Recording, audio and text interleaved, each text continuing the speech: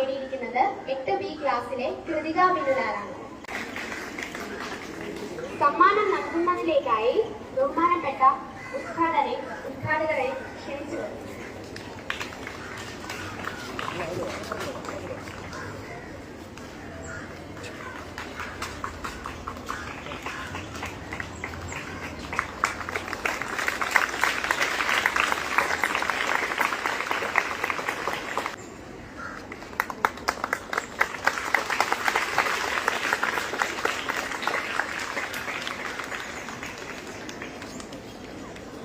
വായനയുടെ ലോകത്തിലേക്ക് ശ്രീ പുതുവായിൽ നാരായണ പണിക്കർ പ്രസംഗവുമായി നമ്മുടെ കൊച്ചു കൂട്ടുകാരി സാബിൻ ഖാൻ 9Fൽ നിന്നും എത്തുന്നു.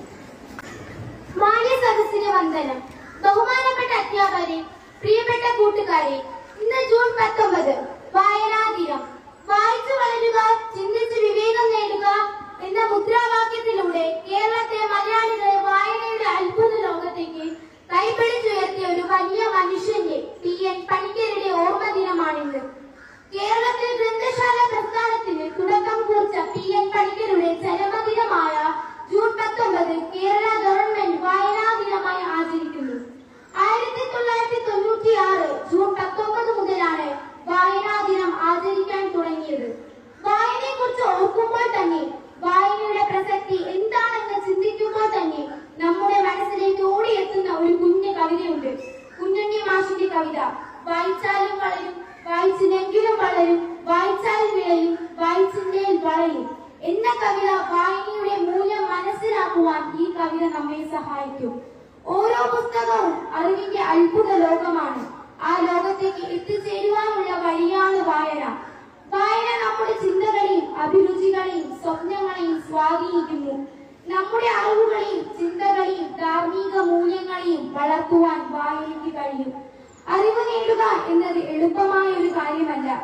വായനയിലൂടെ മാത്രമേ നമുക്ക് അറിവ് നേടാൻ കഴിയുള്ളൂ. അതുകൊണ്ട് വായനയുടെ പ്രാധാന്യം നാം കുഞ്ഞുനാളിലെ അറിഞ്ഞിരിക്കേണ്ട ഒന്നാണ്. വായനാശീലം അന്യമായി കൊണ്ടിരിക്കുന്ന പുതുതലമുറയ്ക്ക് വായനയുടെ പ്രാധാന്യത്തെ കുറിച്ചുള്ള ഓർമ്മപ്പെടുത്തൽ കൂടിയാണ് ഓരോ വായനാ ദിനവും.